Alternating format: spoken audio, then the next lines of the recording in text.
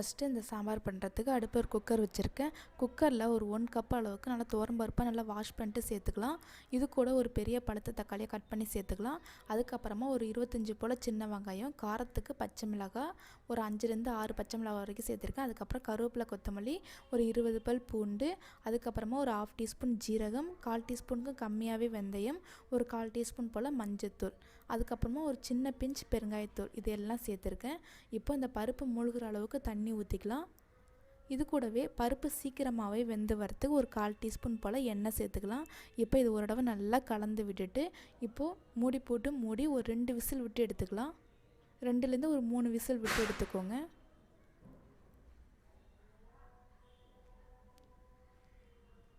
இப்போது சாம்பார் பண்ணுறதுக்கு அடுப்பில் ஒரு பேன் வச்சுருக்கேன்.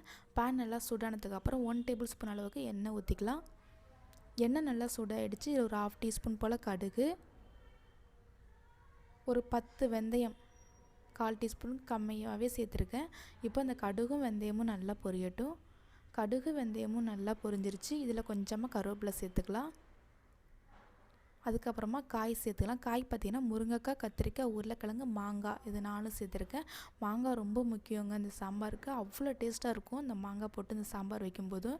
இப்போ காய் சேர்த்து ரொம்ப வதக்க வேண்டியதில்லை. ஒரு 2 நிமிஷம் அப்படியே கலந்து விட்டால் போதும். அதுக்கப்புறமா அந்த சாம்பாருக்கு 1 டேபிள் ஸ்பூன் அளவுக்கு சாம்பார் பொடி சேர்த்துக்கலாம். வேறு எந்த மசாலா தூளும் இதில் சேர்க்க வேண்டியதில்லை. சாம்பார் தூள் சேர்த்து ஒரு 2 நிமிஷம் நல்லா அந்த காயோடு சேர்த்து வதக்கி விட்டுட்டு இப்போ அந்த காய் வேகிறதுக்கு மட்டும் தண்ணி சேர்த்துக்கலாம். அதுக்கப்புறமா கொஞ்சமாக உப்பு சேர்த்துக்கலாம். அவ்வளோதாங்க. இப்போ காய் கொஞ்சம் நல்லா வெந்து வரட்டும். ஒரு 3லேருந்து 4 நிமிஷம் வரைக்கும் மூடி போட்டு மூடி வச்சுக்கலாம். ஓப்பன் பண்ணி பார்க்கலாம். பாருங்கள், காய் ஒரு 50% நல்லா வெந்து வந்துருச்சு. இப்போ நம்ம ஆல்ரெடி வேக வச்சு எடுத்து வச்சுருக்கிற பருப்பை சேர்த்துக்கலாம். பருப்பு இந்த அளவுக்கு இருக்கணுங்க. ரொம்பவும் மசிச்சிடக்கூடாது. பருப்பு முழுசாகவும் இருக்கணும். அதே சமயம் நல்லா மலர்ந்து வெந்து இருக்கணும். பருப்பு சேர்த்து நல்லா கலந்து விட்டுக்கலாம். அதுக்கப்புறமா அந்த சாம்பாருக்கு தேவையான அளவு தண்ணி ஊற்றிக்கலாம். சாம்பார் ரொம்பவும் கெட்டியாக இருக்கக்கூடாதுங்க, நல்லா இருக்காது. தண்ணி சேர்த்து நல்லா கலந்து விட்டாச்சு. இப்போ அந்த சாம்பாருக்கு தேவையான அளவு உப்பு சேர்த்துக்கலாம். ஆல்ரெடி நம்ம உப்பு சேர்த்துருக்கோம்.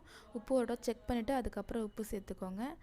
இப்போ இந்த சாம்பார் ஒரு 5 நிமிஷம் நல்லா கொதிக்கட்டும். ஹை ஃப்ளேம்லேயே வச்சு நல்லா கொதிக்க விடலாம்.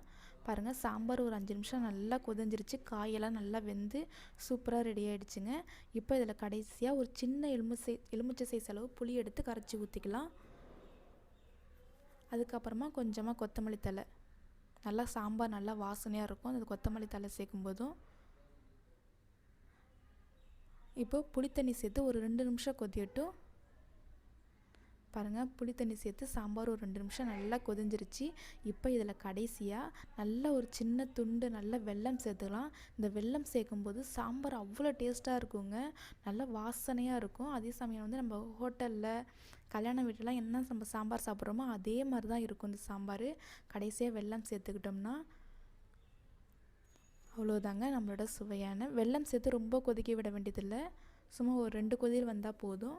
அவ்வளோதாங்க நம்மளோட சுவையான சாம்பார் சூப்பராக ரெடி ஆகிடுச்சு. நீங்களும் உங்கள் வீட்டில் இதே மெத்தடில் ட்ரை பண்ணி பாருங்கள். இது இட்லி, தோசை, ஒயிட் ரைஸ்க்கெலாம் ரொம்ப ரொம்ப டேஸ்ட்டாக இருக்கும். நீங்களும் உங்கள் வீட்டில் ட்ரை பண்ணி பாருங்கள். தேங்க்யூ.